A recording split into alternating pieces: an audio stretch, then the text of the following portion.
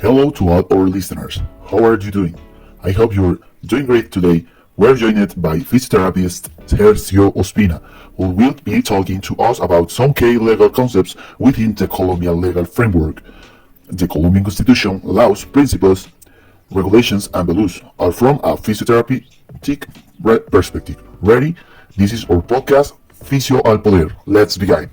Hey, how are you? I hope you are doing well. Alright, let's get started with the questions. Remember, I need your complete honesty from your role as a physiotherapist about everything we'll be discussing today, okay? Diego, ¿cómo estás? Claro que sí.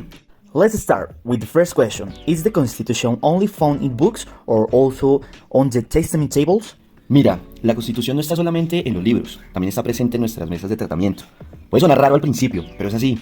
La Constitución es la base legal que respalda la forma en que ejercemos la fisioterapia. Gracias a ella, tenemos el derecho y también el deber de garantizar que la atención en salud sea un derecho fundamental, no un privilegio. Cuando recibo a un paciente, lo hago desde ese marco. Respeto su dignidad, equidad en el acceso y el deber de brindar una atención con calidad y seguridad. Es decir, la Constitución se convierte en una guía silenciosa que me recuerda que lo que hago en esta camilla no es solo terapia física, también es la defensa del derecho a la salud de cada persona. Entonces sí, definitivamente la Constitución también está en nuestras mesas de tratamiento. Okay, so based on what you're telling me, doesn't that mean in what are constitutional rights, principles, and values present, or should be present in the daily work of a physiotherapist? Exacto. Y aquí es donde la teoría se convierte en práctica, Diego. Los derechos, principios y valores constitucionales no son un discurso lejano, son el marco que debe inspirar nuestro quehacer diario como fisioterapeutas. Por ejemplo, cuando hablamos del derecho a la salud, eso implica que debo atender a cada paciente con la misma disposición, sin importar su condición económica, social o cultural. El principio de equidad me exige dar oportunidades iguales a todos, desde el deportista de alto rendimiento hasta la persona en situación de vulnerabilidad que llega a la consulta.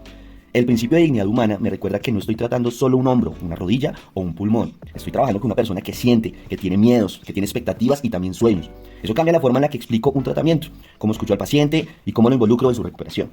Y están también los valores constitucionales, como la solidaridad, que en fisioterapia se traduce a acompañar procesos colectivos. Por ejemplo, en programas comunitarios de rehabilitación o incluso en algo tan sencillo como motivar a un paciente que está perdiendo la esperanza.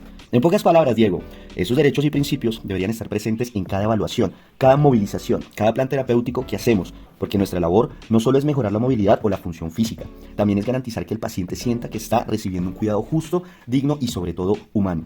Alright, now let's talk a little more about something you mentioned earlier. Dignity. For you, what does human dignity have to do with a physiotherapy session? Brian, ¿qué te puedo decir? La dignidad humana es el corazón de cada sesión de fisioterapia. Y te digo por qué. Cuando una persona llega a consulta, muchas veces lo hace en un momento de vulnerabilidad. Puede estar con dolor, con limitaciones físicas, incluso con miedo a no volver a caminar. Ojo, a no poder trabajar o a perder su independencia. En ese contexto, la dignidad se convierte en el eje de mi trabajo. Respetar la dignidad humana significa que yo no veo a alguien como el hombro luxado de la cama o el posoperatorio de la rodilla. Veo a una persona completa, con nombre, con historia, emociones y sobre todo con proyectos de vida, que es lo que a nosotros nos motiva a seguir adelante. Eso hace que cambie totalmente la manera en que desarrollo la sesión. Te doy un ejemplo concreto. Algo tan sencillo como explicar qué le voy a hacer al paciente antes de tocarlo es una forma de respetar su dignidad. También lo es escuchar su versión del dolor y no minimizar lo que siente, o permitirle que participe activamente en las decisiones de su tratamiento en vez de imponerle un protocolo. En fisioterapia trabajamos con el cuerpo y el cuerpo es profundamente personal. Entonces, cuidar la dignidad humana en una sesión significa generar un ambiente de respeto, confianza y mucha empatía, donde la persona se sienta valorada más allá de su lesión. Al final, la verdadera rehabilitación no es solo física, es ayudar a que alguien recupere también su autonomía, su seguridad y su confianza en sí mismo. Eso es dignidad aplicada a la fisioterapia. Okay, and based on that, have you ever felt a policy, an institutional rule, or a condition of the healthcare system conflicted with what you consider ethical or fair for a patient?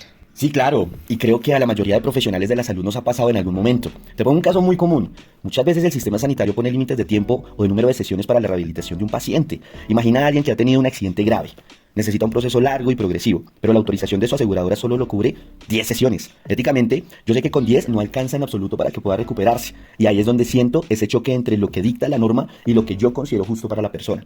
Otro ejemplo que te puedo dar es cuando las instituciones priorizan la productividad, es decir, ver más pacientes en menos tiempo, sobre la calidad del servicio. Y a mí eso me duele de sobremanera, cuando sé que un paciente necesita 40 minutos para una intervención completa y digna, pero las condiciones del sistema me empujan a darle solo 20. Hay uno como fisioterapeuta, se siente atrapado entre lo que es correcto clínicamente y lo que la política institucional exige. En esos momentos, la clave está en mantener la ética como brújula. A veces toca ser creativo, enseñar ejercicios domiciliarios, dar educación al paciente para que sea más autónomo, o incluso levantar la voz en defensa de mejores condiciones para la rehabilitación, porque al final del día, uno no puede olvidar que está allí para la persona, no para la estadística. And well, for you, what carries more weight in your practice? A right rule or a moral principle? Esa es una gran pregunta, ¿eh?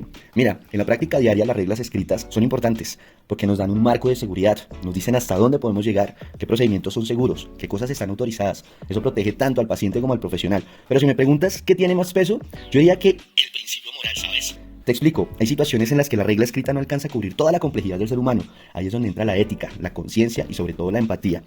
Un ejemplo que te puedo dar, si la norma me dice que tengo 20 minutos para atender a alguien, pero ese día mi paciente está angustiado porque no logra un movimiento, yo no puedo simplemente cerrar el reloj y decir, hasta aquí llegamos. Mi principio moral me lleva a darle esos minutos extra, a acompañarlo, porque sé que ese gesto puede marcar la diferencia en su recuperación emocional y física. Entonces, para mí las reglas son la base, pero los principios morales son el timón, porque las reglas cambian las instituciones o los gobiernos, pero la dignidad, el respeto y la justicia hacia la persona son valores universales que no deberían negociarse. Based on this then, is the right to health fully respect in Colombia, or is it just a promise on paper?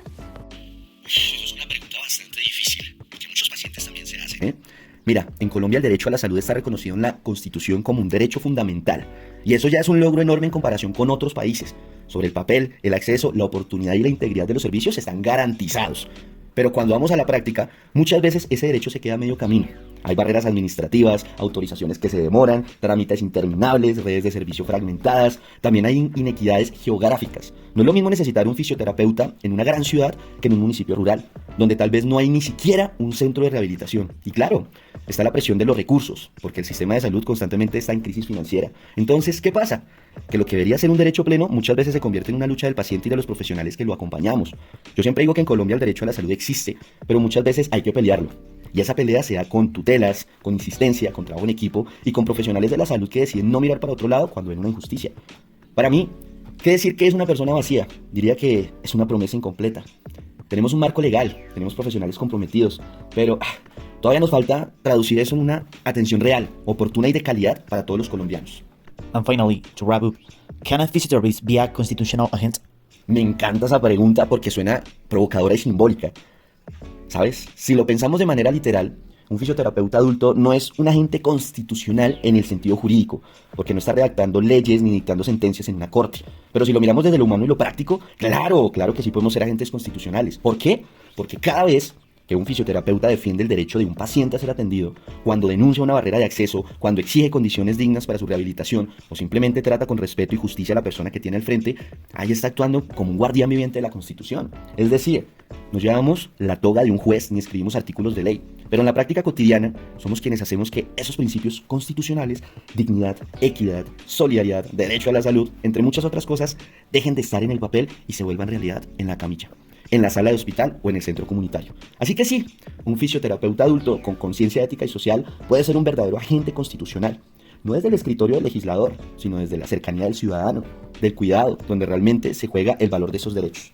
And so, from your professional role, how could you promote or defend the principle of equality, equity, and dignity and healthcare?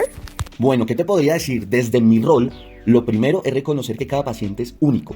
Promover la igualdad y la equidad no significa tratar a todos exactamente igual, sino darle a cada persona lo que necesita según su contexto. Por ejemplo, un adulto mayor en una zona rural puede requerir un enfoque distinto al de un joven deportista en la ciudad.